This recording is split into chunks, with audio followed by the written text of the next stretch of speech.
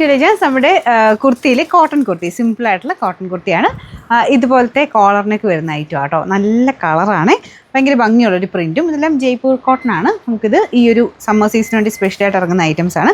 അപ്പോൾ ഇത് ഇച്ചിരി ഒരുപാട് ഭയങ്കര ലെങ്തി അല്ലാതെ ഇങ്ങനെ ജീൻസിൻ്റെ ഒക്കെ കൂടെ ഇടാനും ഇത് അടിപൊളിയാട്ടോ. 45 ആണ് ലെങ്ത് വരുന്നത്. ഇത് നോർമൽ നമുക്ക് ആ ഒരു ലെഗിങ്സ് പോലത്തെ ഇതിൻ്റെ കൂടെ ആണെങ്കിലും ഇടാം, പലാസോയുടെ കൂടെ ഇട്ടാൽ നല്ലതാണ്.